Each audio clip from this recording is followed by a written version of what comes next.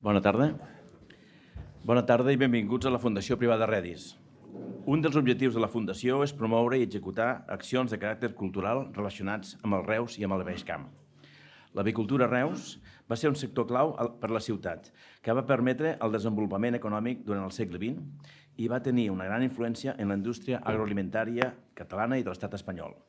Explicar-ho, posar-ho en valor i reconèixer les persones que van ser protagonistes i capdavanteres és un dels objectius d'aquest cicle. També ho és explicar el seu llegat, tant des del punt de vista arquitectònic i patrimonial, com que gràcies a l'avicultura actualment hi ha empreses referents en altres sectors que van néixer gràcies a l'avicultura de Reus i del Baix Camp. Per fer aquest cicle, comptem amb el suport de la Regidoria de Promoció Econòmica, Innovació i Coneixement de l'Ajuntament de Reus i agrair al seu regidor, Josep Bages, que quan li van presentar el projecte ràpidament ens va donar el seu suport. També hem de donar les gràcies al senyor Joaquim Brufau, a qui hem demanat que faci de coordinador d'aquest cicle, degut al seu gran coneixement de l'avicultura i concretament de l'avicultura a Reus. I la resta de ponents que compartiran les dues taules rodones, amb el senyor Brufau, el senyor Joan Amigó, economista, i el senyor Jordi Sardà, arquitecte. També volem agrair a les persones que ens acompanyen i que estan assegudes aquí a les primeres fileres de la Fundació, testimonis de primeríssima mà del que van ser i va representar l'avicultura a Reus i al Baix Camp. Sigui aquest cicle també un homenatge pel que van ser capaços de fer i que amb la seva presència segurament també podran aportar coneixements a les dues taules rodones. Gràcies per venir. I ara, abans de presentar els ponents, passo la paraula al regidor, senyor Josep Bages, regidor de Promoció Econòmica, Innovació i Coneixement de l'Ajuntament de Reus. Molt bona tarda, moltíssimes gràcies, president. Realment és un dia molt emocionant perquè la sala és plena, el que demostra l'interès que genera pròpiament aquest cicle, però, per altra banda, la sala és plena perquè la ciutat està en deute amb el sector de l'avicultura. La frase no és meva, tot i que la subscric plenament, sinó que és del Joaquim Brufau, precisament el dia que me'n va parlar, de dir, escolta'm, volem fer aquest cicle i estaria molt bé que l'Ajuntament hi col·laborés. I, evidentment, si t'ho demana el Joaquim Brufau, li has de dir que sí, però és que està absolutament justificat. I, a més, amb dos altres savis, com són els senyors Amigó i Sardà. Això és un trident màgic, el que tenim avui aquí a la taula, i, evidentment, amb la complicitat de la Fundació Redis, que per malament que vagin les coses en aquesta ciutat, sempre ens quedarà la Fundació Redis. D'això no en tinc cap dubte. Dit això, em permetreu molt breument una primera salutació institucional i després una de personal. La institucional, lligant-ho amb això que deia, de la importància de reivindicar el que ha estat el sector avícola en aquesta ciutat, precisament la ciutat ha de refermar aquest vincle i aquesta identitat, no? Ve que allà a la llunyania l'Isidre Guinjoan i el Màrio Besora, ara mateix referents de la Cambra i de la Llotja on encara avui dia es cotitza el preu dels ous, precisament d'ençà que la ciutat va ser capital de l'avicultura. Tota aquesta empresa auxiliar vinculada també al tema veterinari, sanitari, tan ric i que, sens dubte, ens situa en el mapa a nivell internacional, no s'explica precisament sense la importància del sector avícola. Empreses, i ve que allà baix el senyor Correig, de Preciber, empreses que van sorgir de galliners abandonats. Una altra realitat que també és digna d'estudi. Per cert, allà baix el Josep Cruzet, autor d'aquesta magnífica història de la Pensilvània dels Vilella, que crec que avui comença a prendre punts per fer el que falta en aquesta ciutat, que és la història de l'avicultura. O testimonis que molt sovint recordem del Jaume Alsina, el president del grup Guissona, que reconeix sense embuts que el model està absolutament inspirat en la comarcal i en la realitat de la ciutat de Reus. Per tant, és molt bo que l'Ajuntament faci, precisament, doni aquest suport explícit a un acte d'aquestes característiques i a un cicle d'aquestes característiques. Sempre, president, que ho necessiteu, ens hi trobareu per fer això o per fer tantes coses que fa, totes bé, per cert, la Fundació Redis. I ara em permetreu que faci també una referència personal. M'he pres la llibertat d'editar unes postals d'unes caricatures que el meu pare va fer vinculades precisament a personatges del sector avícola. El meu pare en va fer més de 1.000 de caricatures, molts el recordareu i el vau conèixer. I al sortir, tot i que farem curt, perquè jo crec que l'èxit de la iniciativa ens ha sorprès a nosaltres mateixos, podreu recollir aquesta col·lecció en uns sobres on, entre d'altres, i el pare del Joaquim Brufau, el Magí Brufau, o el pare del Miquel Domingo, que avui també ens acompanya. Per tant, molts també coneixereu aquests protagonistes. Perquè jo també sóc fill una mica del sector avícola, perquè el meu pare li deu molt precisament als empresaris d'aquella època, que van apostar per ell, amb multitud de decoracions, de logos. De fet, en la propera sessió m'agradarà precisament fer una altra col·lecció de postals vinculat a algunes de les creacions que el meu pare va fer per granges, per empreses auxiliars i també per revistes, aquell Reus agrícola i avícola. Per la fira. I per la fira, molt bé. Per cert, que hi ha el senyor Ernest de l'Argentera, que el veig aquí davant, que aquest matí em deia, jo recordo el dia que a la Fira de Mostres, em sembla que a la dècada dels 60, la Comarcal va exhibir els pollastres alars, no? És a dir, una cosa que absolutament impensable. Què és això dels pollastres alars? Doncs la Comarcal va fer una degustació de pollastres alars en aquella època. Però dit això, us trobareu, com us deia, aquesta col·lecció, perquè jo, durant molts anys, de petitet, vaig estiuejar entre la Granja Cervelló, i aquí veig el senyor Moyano, entre la Granja Cervelló i els Ous Vilà, i a la Roser Vilà allà baix, jo estava entremig, amb un xalatet que encara conservem als Bages, i al davant teníem la Granja Cervelló, on feien una gran producció, però sobretot hi havia grans persones, senyor Moyano, i la família Vilà, inoblidable, d'aquells anys que eren feliços i que va ser tot tan bonic. Dit això, no m'allargo més, avui hem d'escoltar, com us deia, aquests tres savis que ens poden explicar tantes coses del món avícola d'aquesta ciutat de quan Reus va ser, per mèrits propis, capital de l'avicultura a Espanya. Moltes gràcies.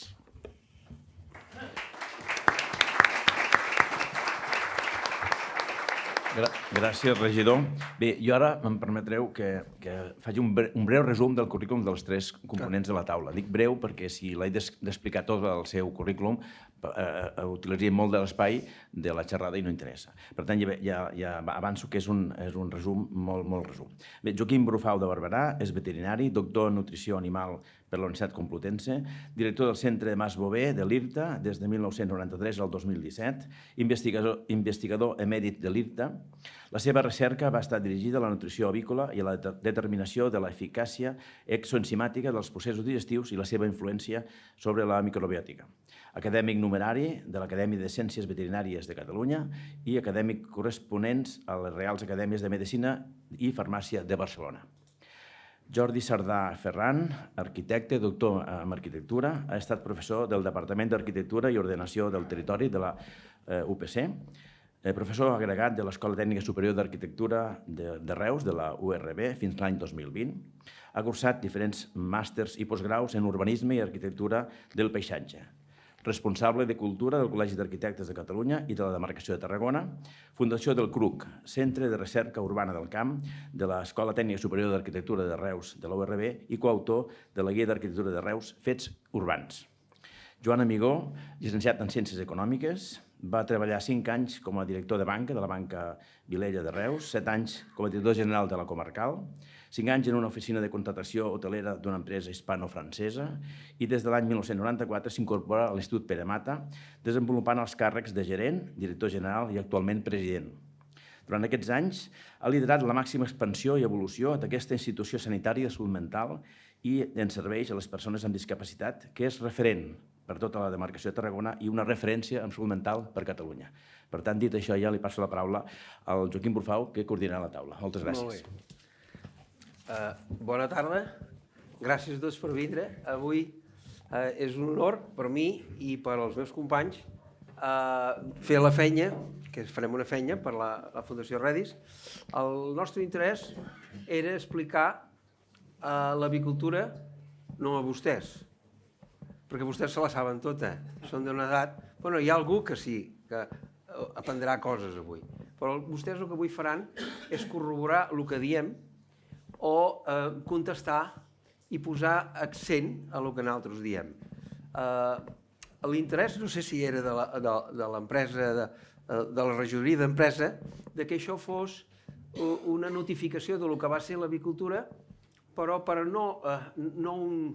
explicar com Reus sap adaptar-se en cada moment i explicar-lo a la joventut. Bueno, estem plens de joventut aquí avui.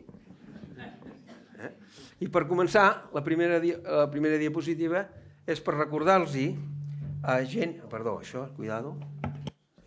Per recordar-los que a la joventut que a l'any 57-58 la Cooperativa Comarcal d'Avicultura, en temps de Setmana Santa, com estem ara, va contractar el senyor Rebull i va fer el pas de quan Sant Pere nega 3 vegades a Jesucrist. Això vol dir que els avicultors potser hem negat moltes vegades. I la veritat és que ja ho veuran, la història de l'avicultura és una història excitant en una ciutat i després hi ha una altra foto, que aquesta fotografia és d'en Rabascall. El Ferrer Rabascall pintava flors, ous, truites i coses mortes. De gallines no en va pintar mai cap, una, solament una. Això la Cefa Ferrer, vaja, aquest quadre és meu, me'l va donar. Bueno, és igual. La cosa és que està a casa. Aquest quadre no significa l'avicultura que vostès pensen veure. Això significa, diguéssim, l'avicultura avui en dia. Si haguessin la joventut, potser seria un pretext per iniciar que la conferència fos una cosa més ecologista, no? I no ho serà ecologista, ja els hi asseguro. Passem a la diapositiva. Perdó, això s'ha d'anar aquí, això no tenim un mando, que ja ho sapiguem. Aquí el plantejament d'aquestes 2 conferències són les següents. Primer, el dia 9, avui, fer un resumen històric en què vostès puguin intervindre. I el dia 29 tindrem una part dedicada al llegat patrimonial i cultural que ha deixat l'avicultura, a càrrec del arquitecte Jordi Cerdà, i fer una valoració econòmica no la pot fer més bé que un economista que ha estat en tots els camps. El camp bancari, el camp agrari, avícola, el camp turístic i el camp sanitari, és a dir, tot el que és una persona. Aleshores, això ho farà el senyor Joan Amigó. Avui ells 2 també intervindran, i opinaran. Per fer el resum històric, miro cap allà, perquè em va millor. Per fer el resum històric, vam decidir parlar d'una cosa que ja vam fer fa 7 anys. I això ho vam fer en un congrés molt important, que és l'SPN, que, per sort, jo he tingut la sort d'organitzar-ne 2 a la meva vida, una l'any 89 i l'altra l'any 17. Aquest 17 es va fer a Salou Port Aventura, amb més de 2.000 persones de tot el món. Aleshores, com vam voler començar? Era el moment del procés, Al tanto. Vam voler fer la història i explicar la importància que tenia Catalunya a Espanya i a Europa del tema avícola. I això ho va fer el professor Martí Pomerola, company meu, acadèmic de Barcelona, catedràtic de la universitat i un fan de la història. El vam ajudar, i perquè vostès ja veuran que hi ha coses que fàcilment s'entén que el vam ajudar. L'inici de l'avicultura de Catalunya és un inici, diguéssim, de gent en pedigrí. Això és a finals del segle XIX, a començaments del segle XX. Estem parlant de personatges com el senyor Castelló, la família Castelló, i que munten una cosa que es diu la Real Escuela d'Avicultura, en presència d'Alfons XIII, el senyor Font de Rubinat, d'aquí Reus, etc. I aquesta gent eren, diguéssim, avicultors de despatx o de rics, però no feien avicultura, no van arribar mai a fer els ous que van fer els altres, ni la carn que van fer els altres. Aquests senyors, diguéssim, van muntar societats, els agradava anar a fer turisme o visitar coses, i van fer la primera exposició nacional d'avicultura a Barcelona, el 1899, etc. En canvi, el que és la realitat de l'avicultura a Catalunya es va fer a Tarragona. Tarragona i, si més no, al Garraf, també a Vilanova. A les primeres granges que hi van haver, això és un document que va preparar, que encara avui en dia existeix, el senyor veterinari Alfredo Artiga, el Jordi Roca, Pau Descansi, i el meu pare. Ells van fer una història de l'avicultura pels 100 anys del Col·legi de Veterinaris de Tarragona. I en aquest document parlen de les primeres granges consolidades com a tals i importants, que algunes d'elles ja tenien sistemes d'incubació, etc. I comença l'any 16, la granja Solaire, a Tortosa, després ve la granja Benús, la granja Bertran de la Selva del Camp, la granja Montserrat i Margelí, a Reus, la granja Artiga, el 24, el 25 hi ha la granja Creuset. Fins i tot els meus avis tenien granja i compraven els pollets a la granja Creuset de Riudoms. Aquesta granja va arribar a tindre botiga al carrer Monterols. Era increïble. Això és que a mi em xoca moltíssim. Vau pensar que una granja tingués una botiga al carrer Monterols. Després hi ha la granja Roig, que és, tots coneixen on està la granja Roig, és el polígon agroindustrial de Reus. La granja Soronelles, que encara existeix, no hi ha gallines, però existeix, és a la carretera de Cambrils. La granja Roca Soldevila, aquesta és una de les granges que se'n parlarà, que és a la carretera de Constantí, i és molt important. La granja Roca, com he dit, la granja Blasi, de Tortosa, i després hi ha una de Valls, la granja Benac, la granja Cerdà de Reus, la granja Segarra de Reus, la granja Vila, a l'any 35, és una mica tardà, però noi, la força que portava aquest home, i lo gros que era. I la granja Felip, que aquí també, que és l'única granja de totes aquestes que encara funciona avui, Agrofesa. Aquí està algú. Bueno, seguim, això és perquè vegin la importància. És a dir, la idea era explicar que l'avicultura havia nascut de forma aristocràtica, per dir d'alguna manera, a Arenys de Mar i en alguns altres puestos, però el que realment va ser l'avicultura i que neix, i que fa avicultura, i que fa nous, i que fan gallines, i incuben, és a Tarragona. Tarragona i també una mica cap al Baix Penedès. Ai, perdó. Aquí, què passa en aquella època? I això ens parlarà molt en Jordi Cerdà, properament, a la pròxima, o avui, si vol.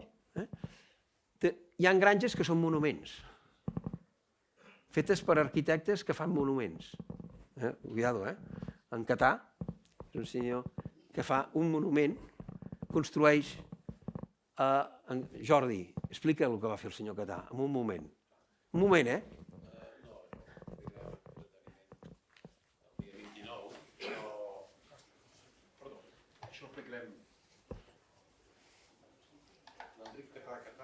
és un deixeble jove del Domènec i Montaner, es dedica, diguéssim, de manera per la vida familiar a l'avicultura i per la seva dona i pel seu cunyat construeix una granja, la dibuixa i la construeix d'una manera preciosa, de manera delicada, una persona que és catedràtic de construcció de l'Escola d'Arquitectura de Barcelona, i dic deixeble de Domènec Montaner, i havia cobrat amb ell en molts dels grans edificis, el Palau de la Música i sobretot el de Sant Pau, també el Pere Mata, segurament. I en qualsevol cas, dedica tot aquest coneixement tècnic i constructiu a construir un edifici amb molt poc material i amb molta eficàcia, tant que fa 100 anys encara està perfecte avui en dia. Per tant, i no és l'únic, ja en parlarem d'altres, però en qualsevol cas el que volia és posar de relleu que aquesta cosa que va ser com una flamarada aparentment molt curta del segle XX ens porta avui, es trasllada en el temps i avui ens porta encara la memòria encara física existent. Què hem de fer d'aquestes peces tan valuoses? No ho sabem. Però, si més no, considerar-les, parlar-ne en veu alta i discutir què en fem. Jordi, aquest edifici l'any que ve farà 100 anys. És de 1926. Això que ho tinguem clar. I a més, he posat, és un monument tecnològic, perquè quan vegin els plànols, com estaven dissenyats, van servir per educar a la professió agronòmica que en aquells moments s'estava formant per part de la mancomunitat, amb les dificultats que hi havia. Això ho veuran avui, hi ha informes d'això. Què va passar? Es van començar a implementar els primers equipaments per incubar. Tot era nord-americà o belga. Aquí hi ha les Bundy, que eren les que van estar a la Granja Roca. Però, per exemple, hi ha les Peter Sime. Granja Vila va fer un gran esforç, va tindre la llicència de fabricar Peter Simes. Va fabricar totes les Peter Simes d'Espanya, les seves i les de la competència. Les va fer totes.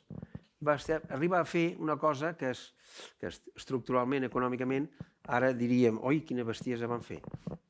Van crear una espècie com se diu això quan fas un McDonald's? Una franquícia de Peter Simes. Ells posaven el capital amb la màquina i llavors buscaven un senyor ben elegant i guapo que fes el negoci. Ja s'ho poden imaginar com va anar. Bé, la ciència avícola i la seva divulgació. El senyor Castelló, això no se'ls treu la feina que han fet els Castelló. Els Castelló, per mi, han sigut descomunals els que han fet aquestes 3-4 generacions de Castelló. Doncs el senyor Castelló va ser dels que va anar a constituir la World Poultry Association, la WAPSA. I això es va fer a Londres, i ell hi era present, l'any 12. I el primer congrés d'avicultura ja científica, en anglès, es va fer a Amsterdam. I el segon, l'any 24, a Barcelona. A Barcelona. Aquest home va tindre la capacitat de treure a tota la gent que ja començava a saber alguna cosa d'avicultura i que vinguessin a Barcelona. I van fer un llibre que està en català i en anglès, a l'any 24. També tenia nassos, però ho van fer. I aquest llibre està a la biblioteca de Mas Bover, de l'IRTA. És una donació de la família meva, del meu pare. Aquest llibre és molt interessant perquè es veu tot l'inici de com s'ha de formular l'avicultura a nivell tècnic. Espera't, l'altre, això de no tindre un mando. Aquí hi ha com Catalunya i Reus fan avicultura. Tot això ho va preparar, com he dit abans, en Pomerola. A l'any 33 es constitueix un sindicat d'avicultors i conicultors. I n'hi ha un president que es diu Emilio Trinxet Pujol, que aquest senyor no sé on va ser. Però el que va fer després és que va ser l'iniciador de parlar de la cooperativa avícola comarcal. Després, aquells moments, del 33 al 36, es creen ja de forma estructural molt bé, Granja Vila, Granja Banús, i sobretot des d'un punt de vista de formació, la Real Escola d'Avicultura, que atreia a la gent, aquests senyors enviaven els seus empleats a Arenys de Mar a aprendre. Al 37, que estem en temps de la Guerra Civil, a Catalunya, al govern de la Generalitat, hi ha uns senyors que són avicultors, un tal Coromines i altra gent, i comencen a fer butlletins de formació de com les granges han d'alimentar les aus en temps de guerra. Curiós, I aquest llibret avui està a disposició de les pàgines web, val 97 €, si el volen comprar, jo el tinc, i hem fet fotocòpies, i veus com aquests senyors estaven plantejant l'ús dels subproductes agrícoles per ser aplicats a l'alimentació i estalviar, poder donar aliments a les gallines. Després, a l'any 45, això ja és efectiu, després a partir de la Guerra Civil, se crea la Cooperativa Comarcal d'Avicultura, que en aquests moments vostès estan a la sala d'actes de la... No, a la sala no, a l'assemblea... Sala d'actes... Sí, la sala d'actes de la cooperativa això era això, al final, molt bé. Després, a l'any 88... Sí, fes, que és el que busco. Se sent? Home, ara, evidentment, ho explico com a anècdota, no? Jo en aquesta sala d'actes, que era bastant més gran, que hi havia vora 200 persones, aquí m'havien aplaudit, m'havien xiulat, m'havien fotut grans bronques, i puc dir que l'any històric, l'any 1985, que va ser el del màxim benefici de la cooperativa, en aquell moment jo vaig prendre la decisió de marxar de la cooperativa, en aquesta mateixa sala. Per què? Perquè aquell any s'havien guanyat 500 milions de pessetes i no es va passar ni una pesseta a reserves. I vam dir que això ho veia molt fumut perquè en el moment que estàvem en plenes inversions, doncs no capitalitzar una mica l'empresa, doncs vaig dir que això no podia anar. Doncs vam marxar al cap de 2 anys i la cooperativa es va acabar al cap de 7 anys d'això. Molt bé. No, les persones que estan aquí hi estan per alguna cosa, Molt bé. Aleshores veuran com aquí l'any 88 se crea el Centre de Sanitat Avícola, aquí a Reus, que és a la carretera de Castellvell, però aquest centre ja es va crear amb anterioritat tocant al col·legi, a l'institut, tocant darrere de la biblioteca avui a Morós, que hi ha un edifici, no Jordi, que aquest edifici el va fer el ministre Cabestany. amb una opinió d'alguns avicultors, entre ells i alguns veterinaris de la comarcal, perquè es creés un centre de sanitat. A veure, aquelles coses que es feien. Es va construir i va quedar sempre com un tancat. Hi havia un veterinari allà que cobrava però no feien res.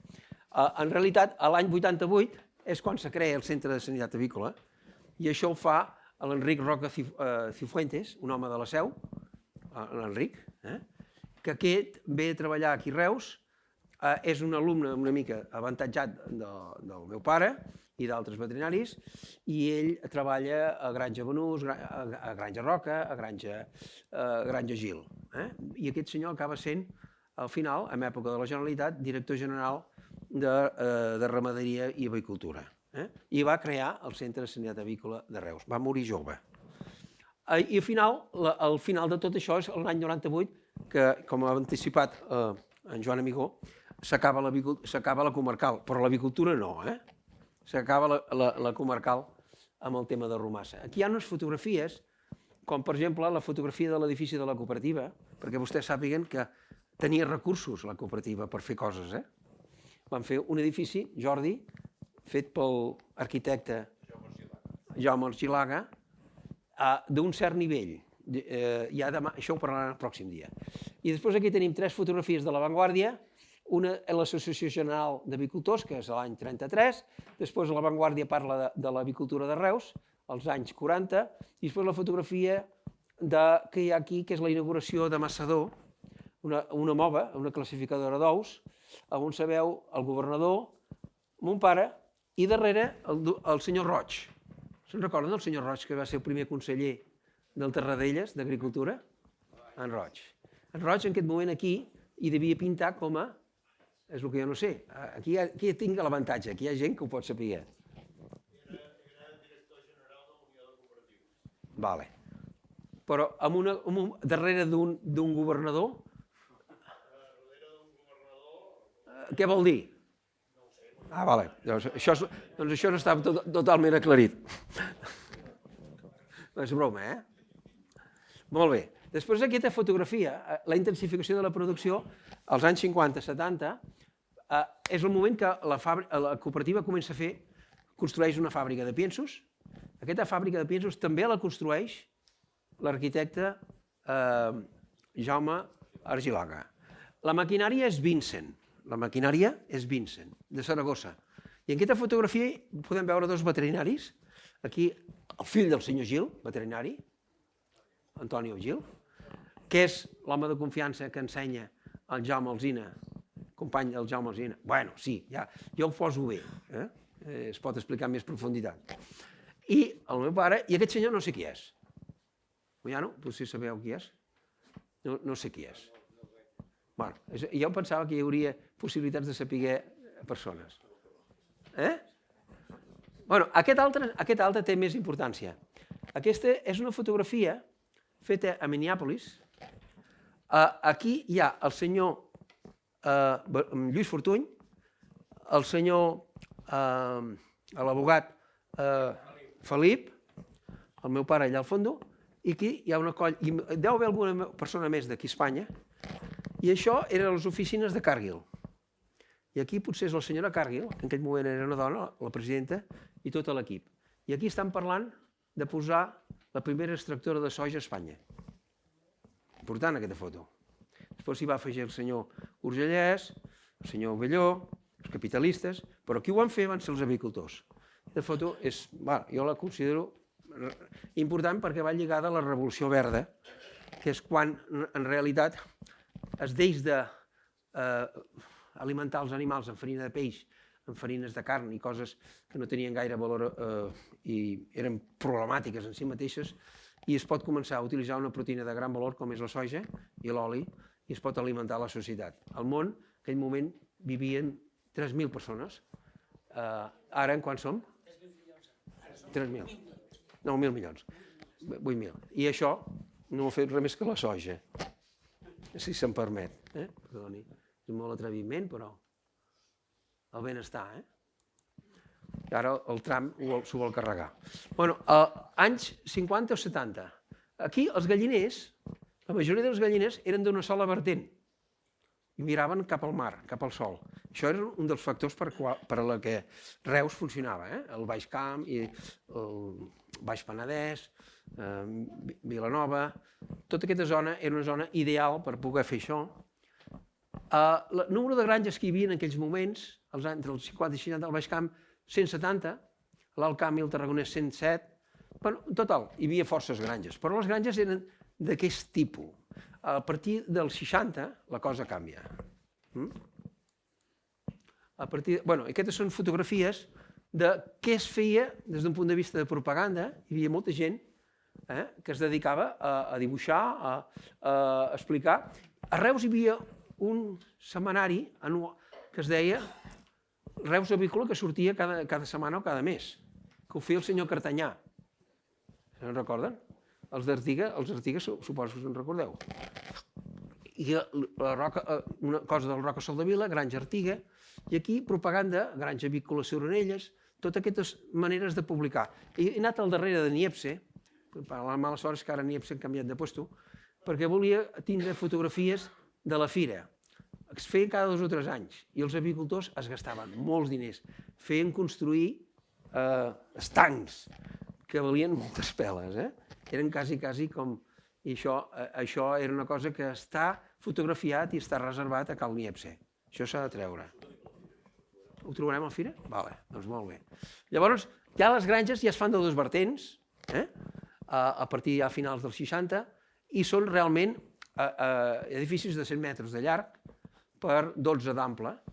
I aleshores els pollets, hi ha edificis que són per rebre els pollets de la incubadora els primers dies, amb calefacció. La calefacció, què creus que es feia, la calefacció?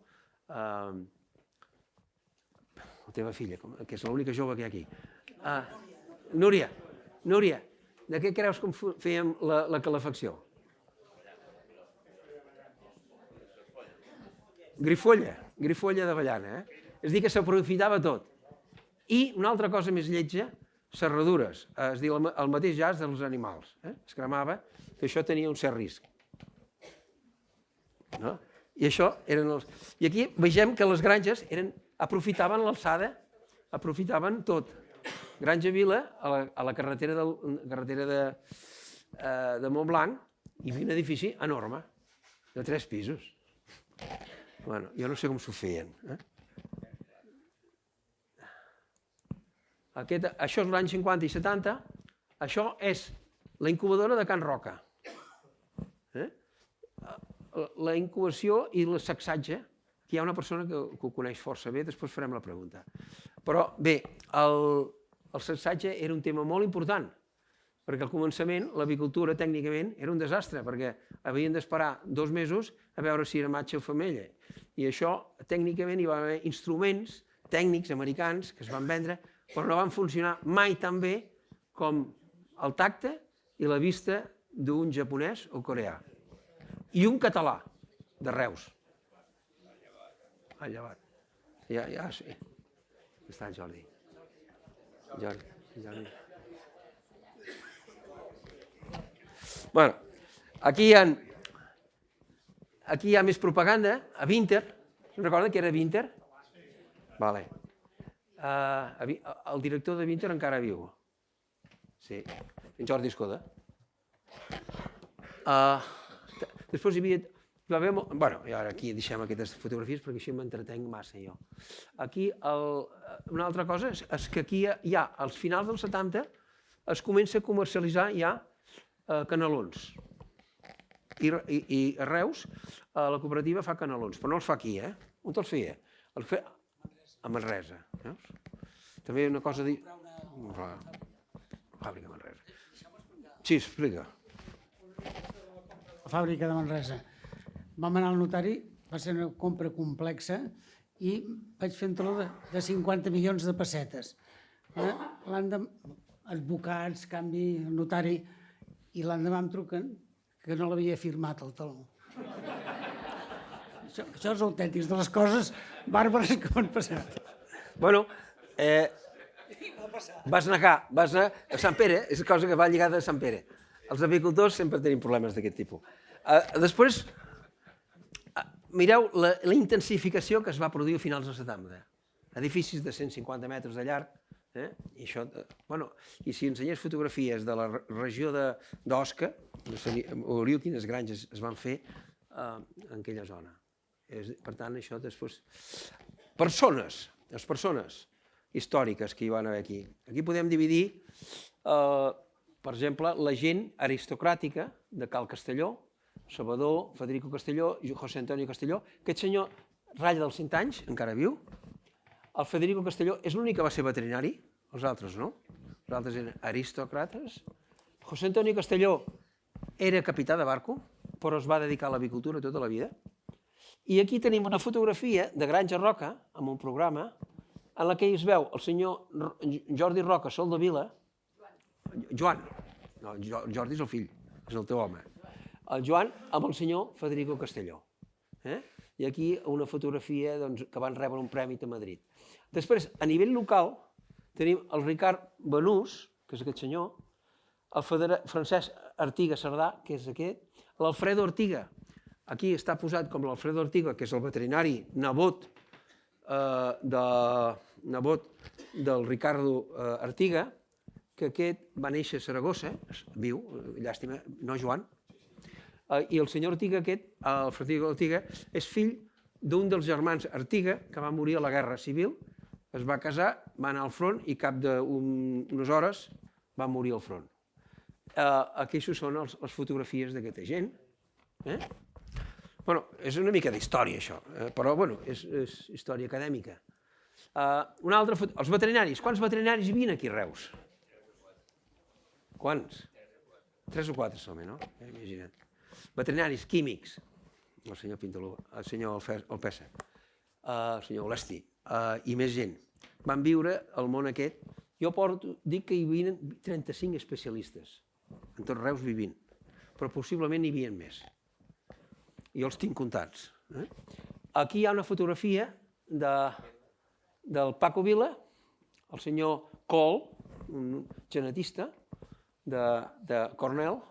Aquest senyor és el meu pare, que em veuen, sempre molt grossos. I el senyor Puigal, jove. El senyor Puigal, jove. L'altra fotografia també té la seva història.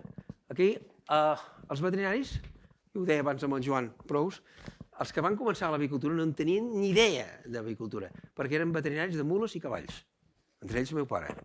I van aprendre tocant les gallines, entrant a les gallines i salvant els problemes, i sobretot una altra cosa, va haver un gran esforç, i això sí que s'ha de dir, que l'any 57 l'Eisenhower va permetre que Espanya entrés a Estats Units. I aleshores el meu pare, junt amb altra gent de Madrid, van estar mig any, una cosa així, passant per la Universitat de Cornell, la Texas A&M i Califòrnia. I aquí, això és Varsòvia, Warsaw, que és a 100 quilòmetres de Chicago. Aquesta fotografia, aquí, aquest és el Paco Vila Júnior, amb 18 anys, el meu pare en 36. El meu pare el va anar a veure, estava allà i el va anar a veure. I estava treballant a Creighton Bros, que aquesta empresa, sembla que aquí hem plegat totes, doncs aquesta Creighton Bros encara és la gran productora d'ous de Chicago. Això és Warsaw. Varsòvia, és tocant a Chicago, 100 quilòmetres al sud. Aquí, el llegat avícola, ja estic acabant, llegat avícola. El llegat avícola,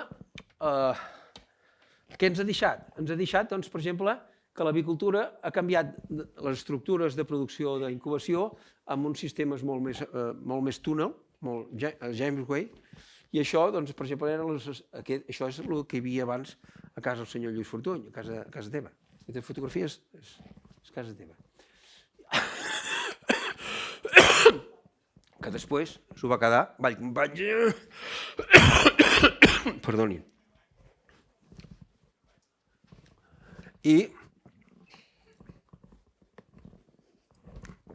I després, aquí tenim un altre llegat que ens ha deixat. Ens ha deixat la fàbrica que va construir el senyor Joan Amigó, que la va reconstruir el senyor Guisona i el grup Guisona. Després, Andreu Pintaluga.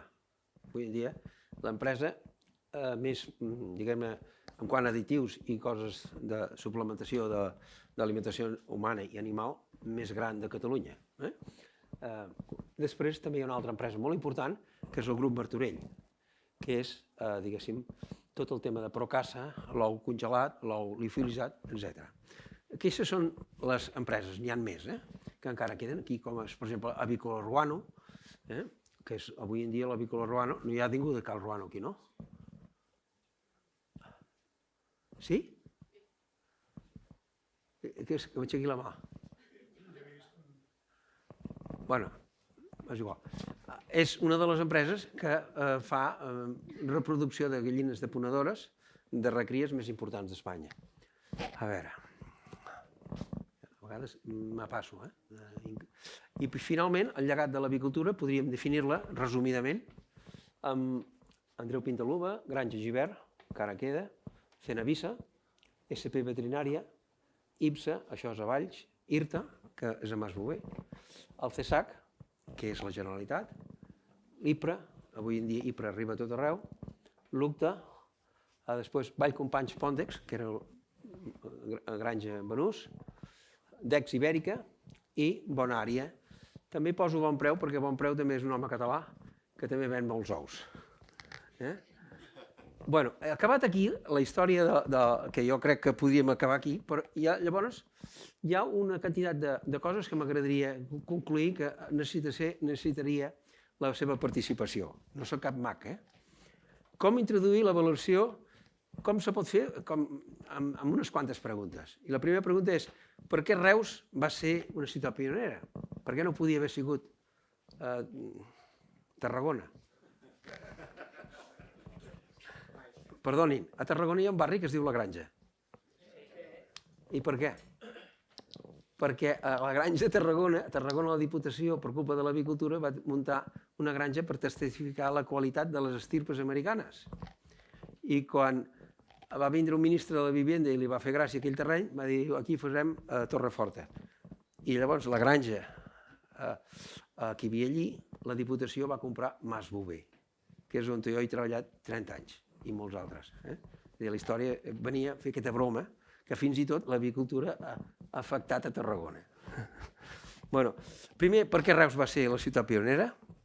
Després, l'avicultura, què va aportar en realitat, des d'un punt de vista humà? Per què va créixer amb un esperit cooperatiu, que després veurem econòmicament si tal era cooperatiu o no era cooperatiu? I si va ser un sector catalitzador i promotor d'altres empreses o d'efecte empresarial, que això sí que ho va fer, crec que ho va fer. Aquí, per contestar aquesta pregunta, jo els diria, vostès estarien d'acord amb aquestes possibles respostes? Si les llegeixen. Per exemple, dir, era una alternativa a la producció agrícola dels 40 i dels 60. Aquí què hi havia? Als 40 i 60. Hi havia avellanes, hi havia vi i prou. I oli. I vermut. Aleshores, evidentment que era un lloc propici. Després una altra cosa, les necessitats d'alimentació. A Espanya, Joan, tu tens aquesta dada, quants ous menjàvem? I ara posaré cullerada, un moment. No, és que busco la cullerada. A veure, hauria de posar molta prèvia, perquè és igual. A veure, contestant la pregunta en concret, entre els anys 45 i els 75, o sigui, aquests 30 anys, el consum d'ous per habitant i any va passar de 60 a 250. O sigui, va multiplicar per 4 la producció d'ous. Això explica en gran part l'expansió, perquè era una proteïna barata o una carn barata i fàcil de fer. I afegeixo una cosa, dins el moment, a la gran expansió de la cooperativa, primer de l'avicultura aquí, va ser degut a dos factors. Un, que hi ha la falta d'aliments, però sobretot va tenir una importància brutal la gelada del 56. La gelada del 56 va acabar d'arruïnar el camp que sempre patia. Llavors, Reus, que ja era centre comercial i comarcal de tots els pobles, doncs la gent va buscar l'alternativa de l'avicultura, començant d'una manera molt humil i molt senzilla, amb petites granges, però penseu que en aquell moment que jo ho vaig viure, que en als anys 70, des de la banca, que teníem corresponsals, tenim 50 corresponsals en cada poble, la gent d'una manera massiva va canviar fins i tot la configuració dels pobles. Qualsevol barraqueta, qualsevol terrat, tothom... Llavors, el bo del cas d'aquesta expansió va haver uns anys bons econòmicament, perquè, tal com ha dit el Joaquim, fins i tot la burgesia de Reus, tothom portava granges.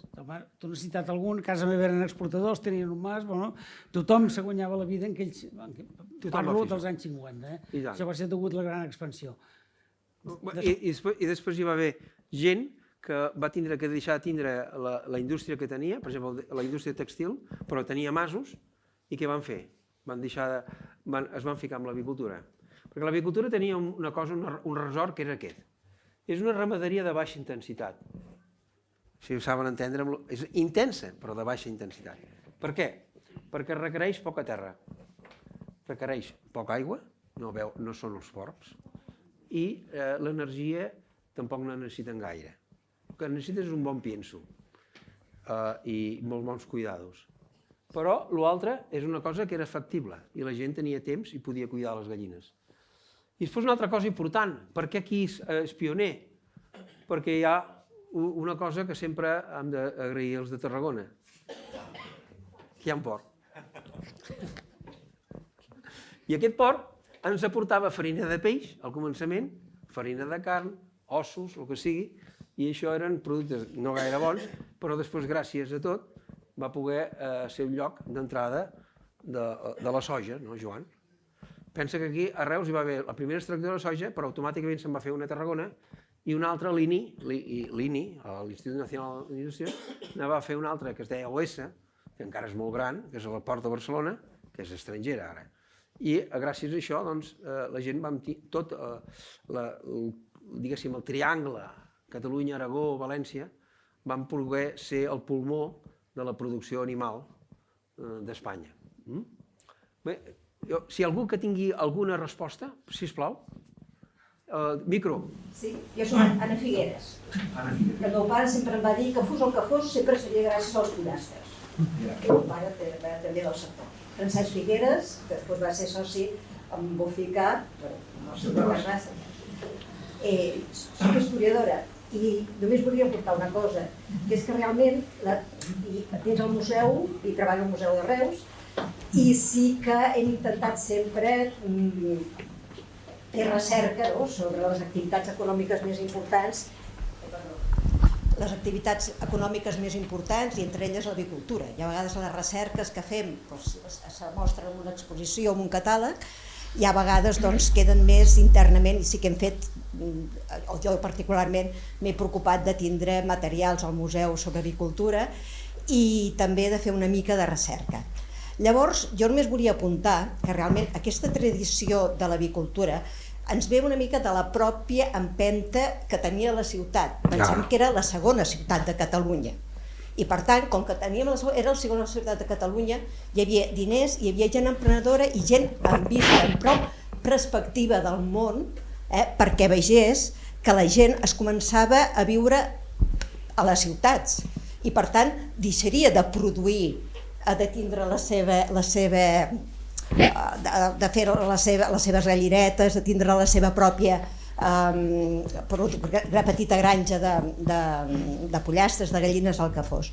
Llavors va haver gent, però ja en els anys 20, que ja van tindre aquesta visió de dir es necessitarà aquest producte, com que també van tindre la visió en el seu moment de la fruita seca i de poder fer el canvi de la viticultura a la fruita seca.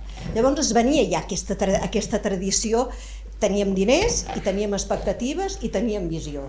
Jo penso que això una mica s'ha de reconèixer. Bueno, efectivament vostè ha fet un resumen del que pretenem nosaltres tres fer. És dir, que Reus és una ciutat, sigui gran o petita, o menys cultural o menys cultural, una ciutat que sempre ha tingut una gran capacitat d'adaptació. No vol dir que s'equivoquessin, per exemple, s'equivocaven, però sabien sortir-se. I això és el que ha sigut Reus, ha sigut una ciutat, que és el que jo pensava, si hi hagués joventut aquí, explicar-los, això no va ser un desastre, això va ser, diguéssim, una exposició de com una actitud d'una societat madura, com era la de Reus, doncs molt industrial, molt poc relacionada amb les institucions, feien coses, com deien algun polític, no? Però en aquest cas feien coses ben fetes. Gràcies, eh? Ara segueixo amb una altra pregunta. A veure, el micro. Sí. A veure, espera, que això és important. Se sent millor, no? Sí. Això, per què Reus va ser una ciutat pionera, has posat com a punt important que gràcies al port de Tarragona, et diré una cosa, Valladolid, que després que estava igual que Reus, està a quasi 1.000 quilòmetres del primer port. I avui encara és més important. Bueno, però jo tinc capacitat de respondre i podríem fer un debat molt maco. I la història, Jordi Cerdà, tinc força documentació per dir-te que el senyor Luelmo, el senyor Prado, els que tu coneixies, aquests senyors també quina capacitat proximal del govern tenien i on se feia el cereal a Espanya. A Castella. No és un port interior.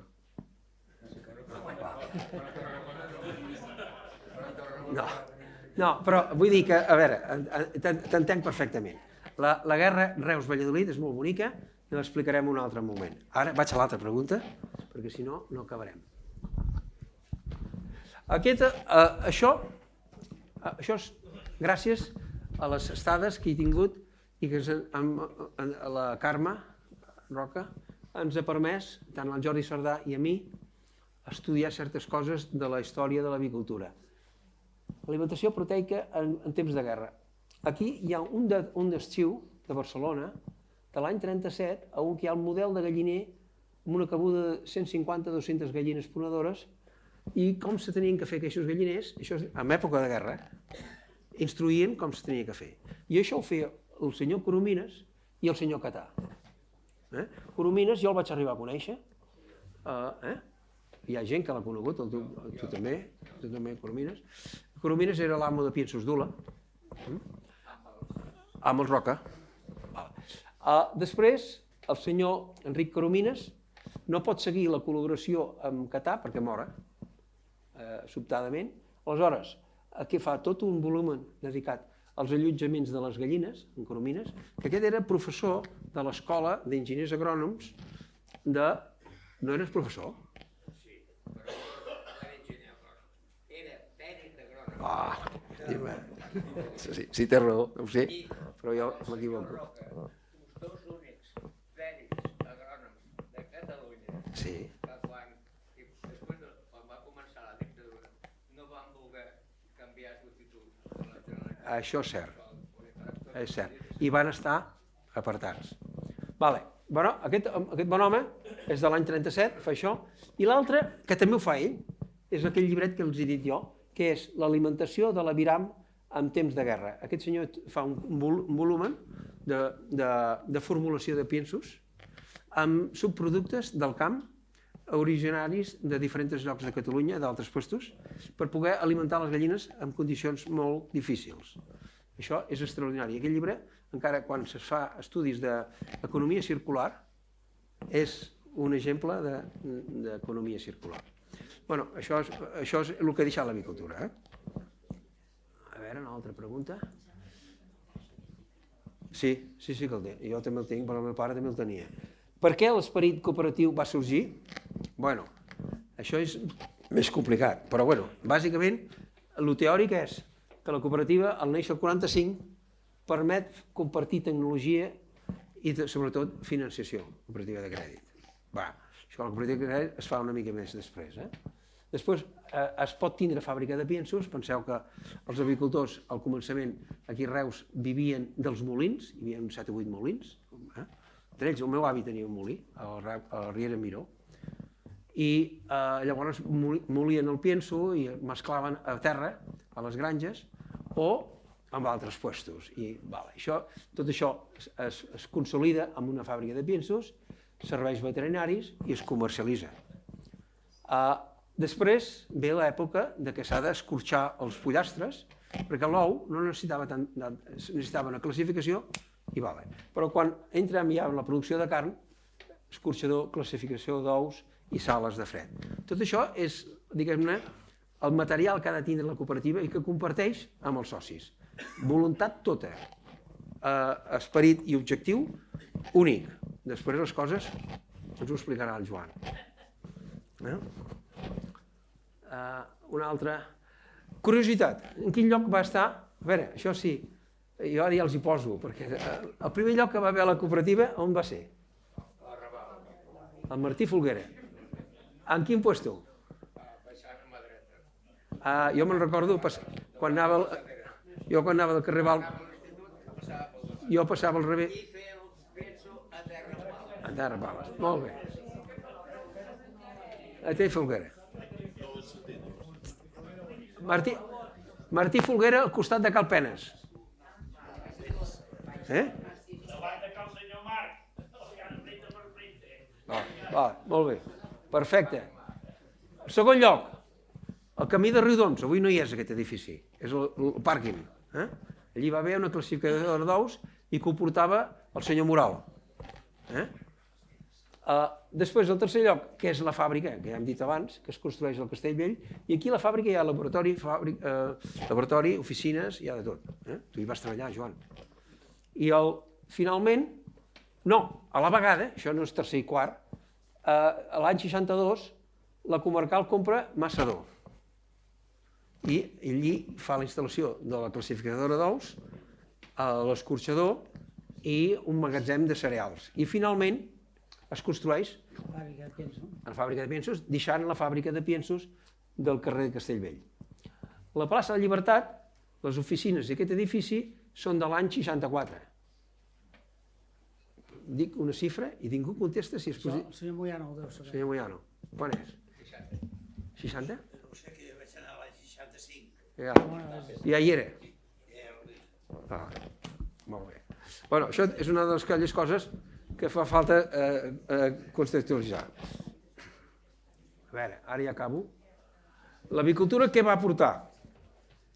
Bueno, va aportar un dinamisme extraordinari. Quan hi havia fira, cada 2 o 3 anys, les granges, Granja Vila, feia un estanc nou. Agafava un fuster i gastava els diners. La Granja Artiga feia el mateix, tothom ho feia, la comarcal. Per tant, un dinamisme econòmic extraordinari per l'època. Va aportar una altra cosa que ara per mi molt més important. Va ser un centre universitari en si mateix, perquè va fer vindre molts veterinaris de fora i, per exemple, el doctor Sangravial, que va ser un il·lustríssim veterinari. Bueno, aquest home coneix tot. El senyor Sangravial, el senyor Puigjol i molts altres. I el meu pare va crear escola, a Barberà, el senyor Garreta, que encara viu. Hi havia molts veterinaris, en Joan Prous, tu vas vindre a viure aquí a Reus, és un exemple. Per tant, el tema tècnic el va inundar. Va fomentar molt la creativitat. Jo recordo solament que aquí a Reus, a part de fer gallines, hi havia Indústries Vila, hi havia Indústries Royo. Royo va inventar la classificadora Royo, que no va durar molts anys perquè es va sobrepassar, però era una patent nacional, una patent catalana. Royo. I el Puig va fer els menjadors automàtics. Tot això és una conseqüència que va portar. I va crear empreses auxiliars, i queixes moltes. Mira, la primera empresa que distribueix medicaments a prop és el PESA. El PESA? No. Però no, perquè aquelles encara són vives. Vale. Però amb el de l'Olpesa hi veurem una altra fotografia després que tu podràs parlar. Aleshores, passem a una altra pregunta, perquè aquí, ostres, ja s'enrotllaríem. Va ser un sector catalitzador? Aquesta és una pregunta, que això seria bo per quan la gent jove vingués a escoltar aquesta conferència. Doncs sí, va ser catalitzador. Per quin motiu? Perquè va implantar una cosa que abans se'n parlava, la integració. Integració. I van fer una integració que es deia horitzontal, que semblava que tenia que anar molt bé, que potser eren massa germans, però Sant Pere va negar a Jesús 3 vegades. Per tant, cuidado amb les integracions. I aleshores, què va passar? Que les integracions horitzontals a la llarga no van funcionar. El prototip d'integració de la comarcal va ser molt bo, mentre això ens ho explicarà el senyor Joan Amigó. I després ja no va funcionar tant. En canvi, Guissona, per exemple, és un altre exemple, Guissona utilitza la integració horitzontal però mana un sol. Per tant, és vertical. Permetre la incorporació, una altra cosa importantíssima. En aquells temps, als anys 50 i 60, hi ha una cosa al món, que ningú en parla, la revolució verda, la tecnologia. La tecnologia. I es crea la soja, però la soja no hi havia, però en plan industrial no.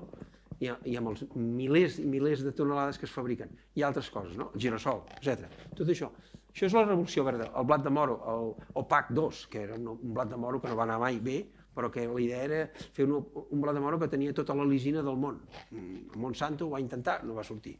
Però bueno, tot darrere hi havia tot això de la incorporació i de la seva transferència. Això, què ho va fer? Ho va fer l'agricultura. Després ho va fer amb socis del món de l'oli, el senyor Zellès, el senyor Massip, el senyor Arquer, que eren els gerents, Arquer. Eren empleats. Jo hi vaig treballar amb ells, i el senyor Talaia. Creació d'empreses força potents en el món ramader. Avui hi ha empreses molt potents en el món ramader, de l'agricultura. Un exemple és l'empresa més gran d'Espanya. No, Vallcompanys. Vallcompanys és gent del món del cereal,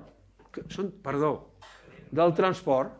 Els senyors ni farineres eren. Abans de ser fariners eren camioners. Si no, no sé què ha passat. Eren camioners que baixaven i pujaven la farina de Lleida a Barcelona. I gràcies a això van muntar tot el tinglado. Actualment és el principal productor de porcs d'Europa. Sí, senyor, és el primer. I el 5è o 6è del món, comptant que els primers són els xinos. Primeres fàbriques de pienso amb capacitat important i amb tecnologia. Això, avui en dia, a Catalunya hi ha una empresa que es diu Rosal, que no és aquí, però que avui en dia vostès van a Mèxic o a Colòmbia o a Argentina, si és aquí el fill de l'Agustí, del senyor Pintaluba, ens ho confirmaria, que totes les fàbriques són catalanes. I van néixer amb l'experiència de treballar amb l'agricultura de Catalunya. Tallera Rosal. Bueno, a Guissona mateix, no? I ara hi ha més. Curiositats. Què significa piensos hens? Perquè hens, en anglès, gallina. Doncs no, piensos hens era una família que es deia hens, de Bruges. I piensos hens se crea gràcies a la relació que hi ha entre el senyor Paco Vila, i la família Hens. I es munta aquesta institució a Catalunya que va anar molt bé, el reste d'Espanya no tant, i al final van comprar els americans, i els americans, quan van veure que no guanyaven prou calés, ho van tancar. Però això era Piensos Hens. Però Piensos Hens era la fàbrica de piensos que va crear el senyor Paco Vila per alimentar la seva estructura. Després, quantes sales d'incubació existien aquí? Jordi? A veure, ara és el teu torn.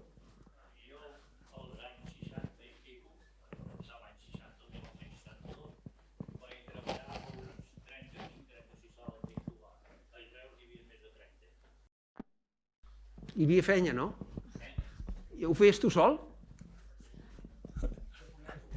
Ho feia, home, al començament ho feia sol, després ho feien els japonesos i Però sol no vaig fer moltes, anava per Reus, a totes les que han sortit per aquí, anava a sacsar pollets. Molt bé. Això també... I va ser una empresa que va anar molt bé, no, Jordi? Que empresa... Que et va anar molt bé. Home... I tant.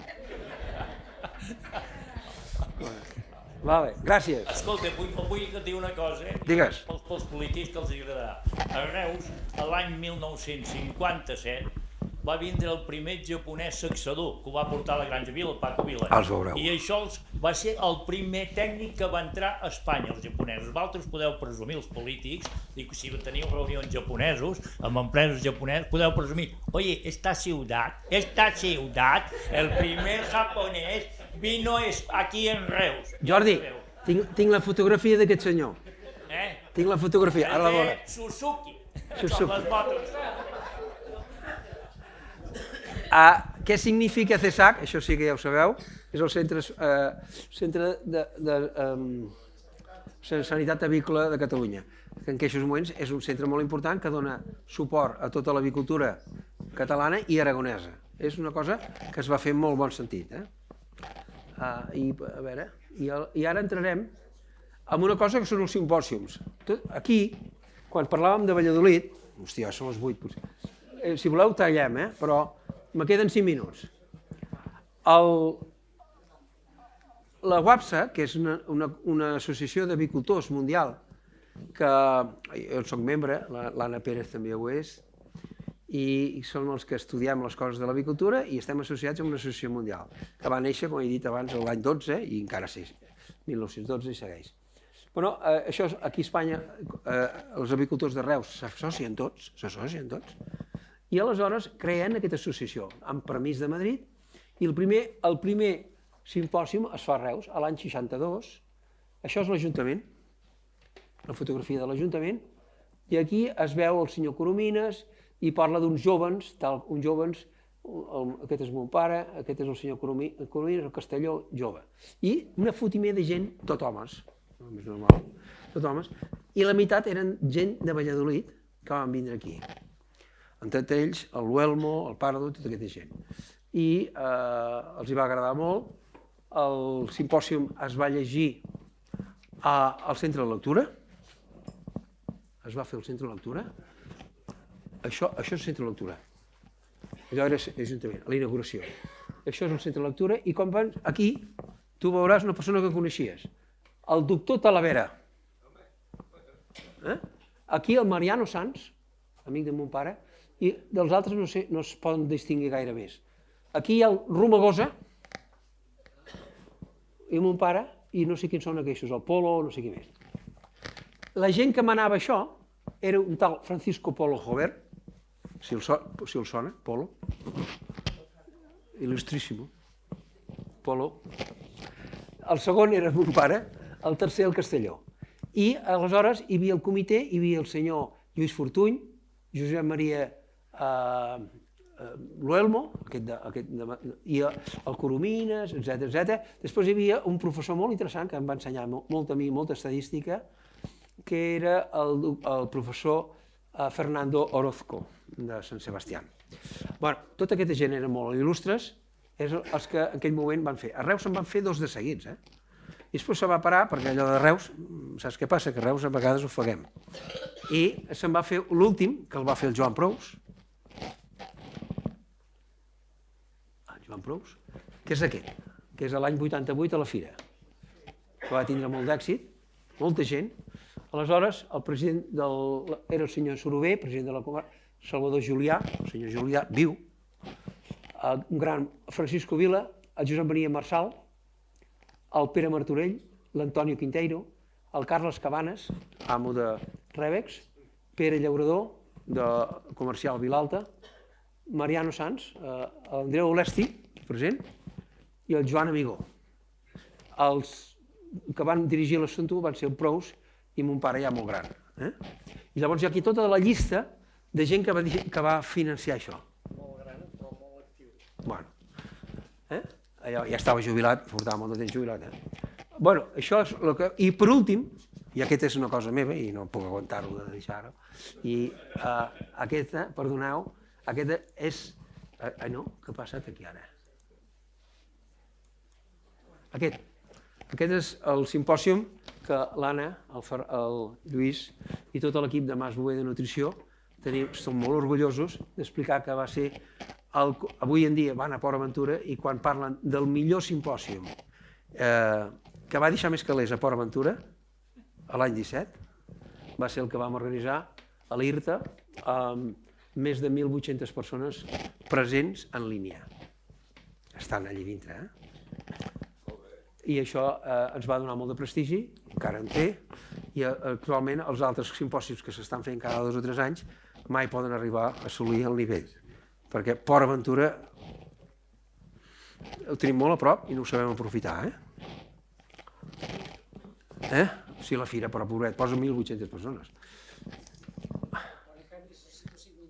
Ja està, ja estic acabant. Ara, família Paco, escolta'm, Lluís, Jordi, aquí, el japonès. Clar, aquest és el Sí, digues, què vols? el Suzuki. No, aquest no és el Suzuki, aquest un se diu Shimada i l'altre diu Morishita. Sí, però eren uns de la teva època, aquests, no? Sí. Molt bé. Llavors, això és la sala d'incubar de la Granja Vila, això és l'edifici de Granja Vila, i ara veureu 2 fotografies que m'ha passat el Paco Vila, que tenen una importància històrica pels que els agrada la història. I amb això acabem. Què és aquesta foto? Aquesta foto, una és de l'any 43 i l'altra de l'any 51. Aquesta s'estan construint galliners, el Paco Vila, l'alcalde de Reus, i aquest senyor és un general que es deia Palanca, president de Abastecimiento y Transportes del Franco, en viatge particular. Van vindre a veure perquè el tema era molt important. Aquí hi ha el ministre Cabestany, amb l'alcalde Bertran i el Paco Vila, això ja l'any 51. És a dir, penseu que en aquells moments l'avicultura, en aquella època dels 40 i 50, era essencial, com ha dit abans el Joan, per fer créixer el benestar de la població. I l'última fotografia és més que res per gent que d'aquí pugui conèixer que això és una convenció de l'any 70, de Granja Vila, a Granada, i aquí hi ha el Paco Vila, el senyor Vila, el Jordi Escoda, l'Antonio Foz, són els que coneixo jo, però n'hi ha molts més que potser són coneguts. I aquest d'aquí també era veterinari, que es deia Dols, que després va treballar a la Dow Chemical. I aquí acabo, s'acabó.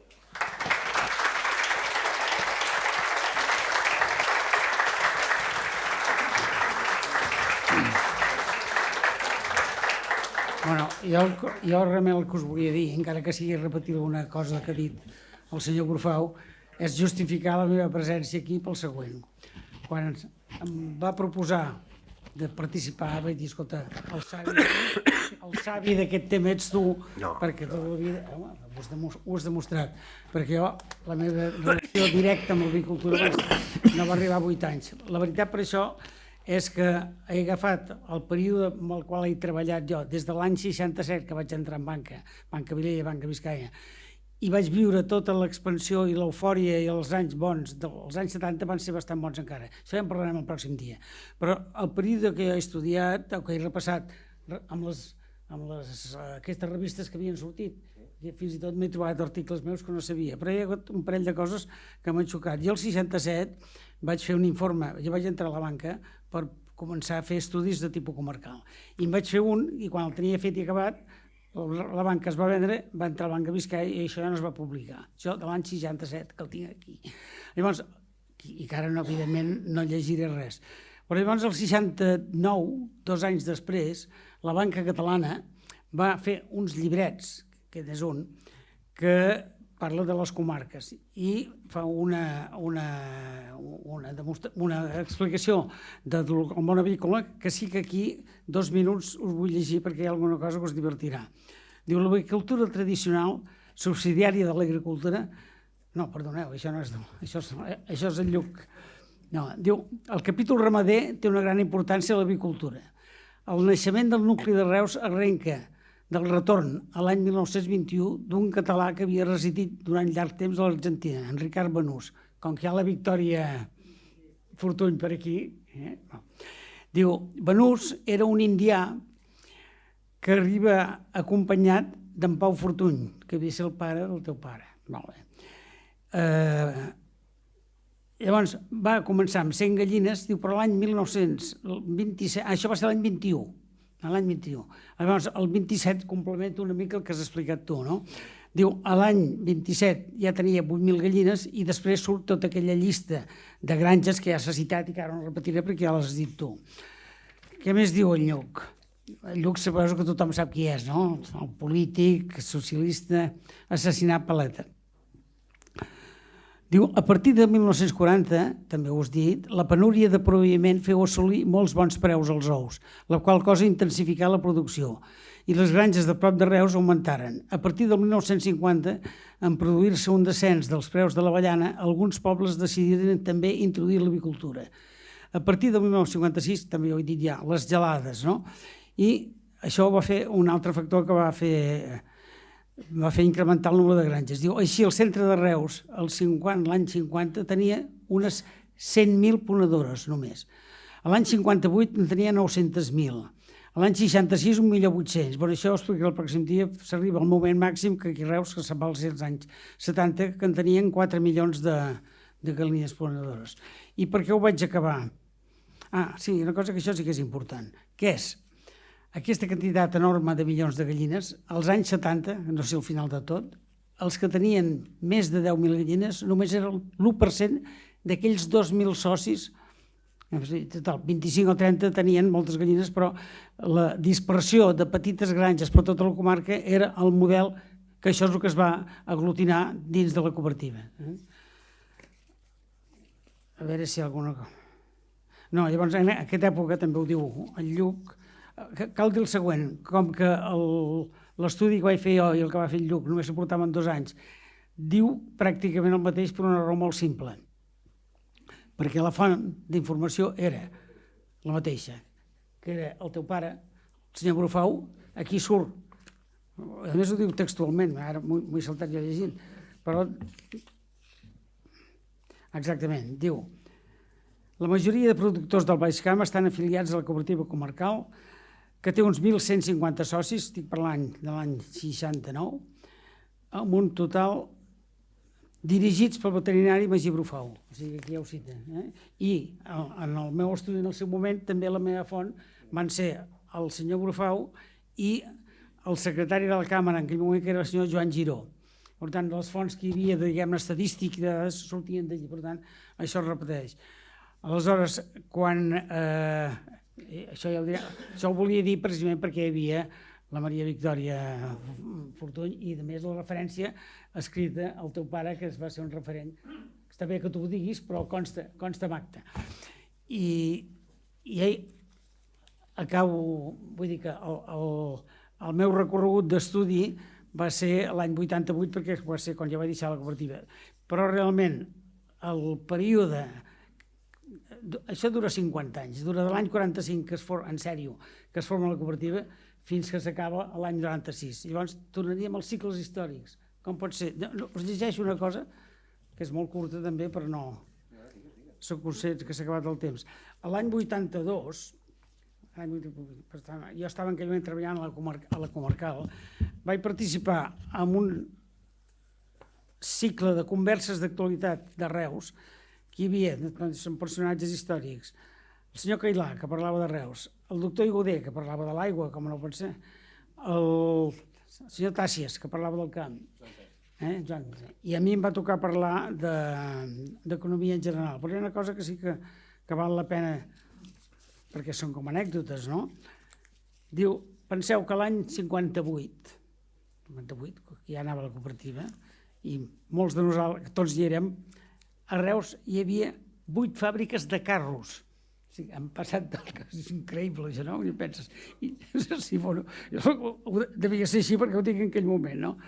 I el 56, això el senyor Moyano se'n recordarà, clar, teníem 6 oficines bancàries, més la Caixa Rural, o sigui, 6 bancs, perquè fins a l'any 1974 no hi va haver llibertat per ampliar. Llavors, la gran expansió... Pensem que l'any 82 ja hi havia 62 oficines bancàries, va haver una explosió autènticament. Però, en fi, això és una mica d'anècdota. I per acabar, en plan també d'anècdotes,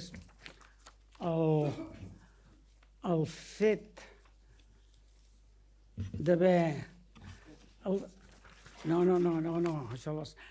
fet d'haver repassat aquest cicle de 20 anys, dius, el temps no ha passat, i ara em torno a mirar el senyor Bages, de dir, com ara, fa 40 anys, 50 anys, com ara. Llegint els diaris surt. Sequia, falta d'aigua, sempre, cada any, absolutament cada any. A l'any 80, la CE, la Comunitat Europea, ja diu l'alarma progressiva de la falta d'aigua i cereals. Una altra constant, aquesta de fa 50 anys, envelliment de la població, alerta amb els immigrants, estalvi d'energia, petit comerç que tancarà. I aquí va haver manifestacions contra quan van vindre les... Exactament, no? Una altra cosa que em va xocar molt, difícil circular pels arrabals. Fa 40 anys, no ho entenc. Conreus que segons, una altra cosa que sortia gairebé cada any. Collita d'avellanes més baixa que mai, també això. Demanda d'ajudes a l'agricultura, etcètera. Però vull dir que per acabar això del 82, ja vull deixar perquè també em sembla important, el 82 ja havia començat un cicle important de davallada, de preocupació per l'economia.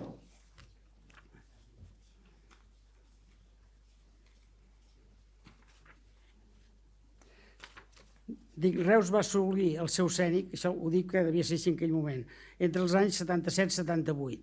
Llavors, perquè tota la dècada dels 70 a Reus hi va haver la gran davallada dels fruits secs, o sigui, les cases d'exportació van plegar la majoria, però una cosa que també dic és que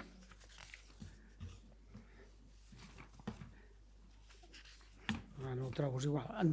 Diu que l'empresa d'olis més importants d'Espanya, ja puc dir ara perquè era Cal Cox, plega. L'empresa més important d'Espanya ja havia plegat el 82, que la Granja Vila també havia plegat. El 75. La Granja Vila, una activitat com és la Indústries Vila, és el 75, i el que és agricultura, granja, s'acaba també en els 80. Sí.